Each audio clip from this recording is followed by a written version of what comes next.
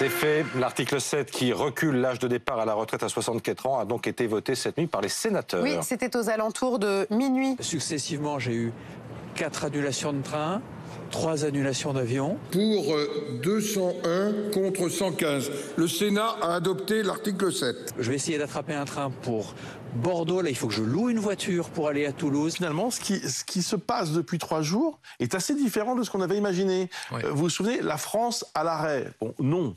La France n'est pas à l'arrêt. Même si les nuisances diminuent, ça permet de faire le fil jusqu'au prochain rendez-vous. Le Stade de France et le chantier du village olympique à Saint-Denis privé de courant à la mi-journée, conséquence d'une action coup de poing d'agents du secteur du gaz et de l'électricité contre la réforme des retraites. Il y a ce que décident en théorie les centrales syndicales, Ouais. et puis il y a toutes les initiatives à la base. C'est ça.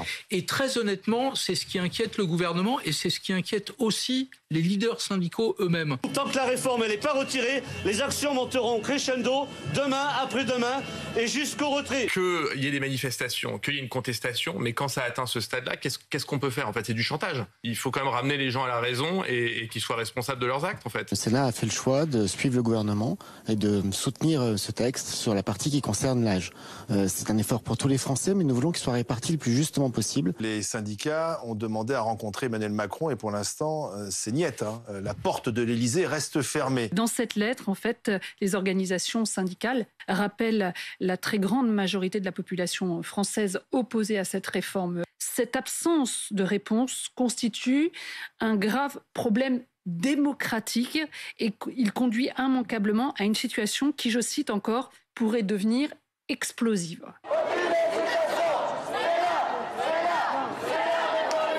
À une semaine d'un éventuel vote à l'Assemblée, voilà ce que nous confie un ministre à BFM TV. On n'est pas sûr d'avoir la majorité.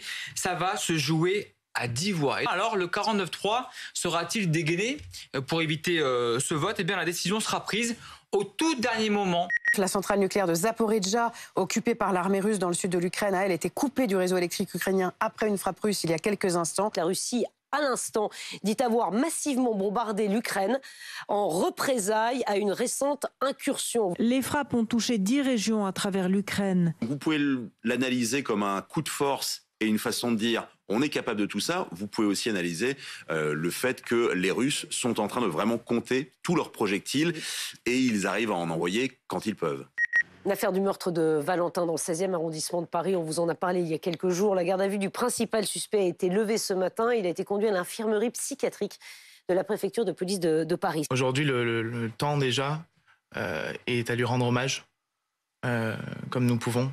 Et nous tentons de le faire de la meilleure manière, puisque c'était une très belle personne. Des vêtements tachés de sang ont été retrouvés au domicile du principal suspect. L'arme du crime, un couteau de cuisine, avait été retrouvé près du corps de la victime. Alors nous, à l'Assemblée nationale, en ce moment, on entend plutôt parler de droit d'honneur. Bras d'honneur. En plus, j'allais dire droit d'honneur. Bras d'honneur. Vous allez voir qu'à l'autre bout du monde, en Australie, c'est très différent. C'est une ambiance beaucoup plus peace and love. Noah, je pense que l'on devrait se marier.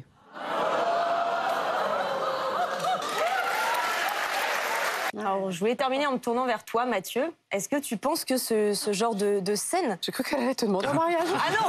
Je suis déjà... Ah non. Ça va être pas possible. Pardon.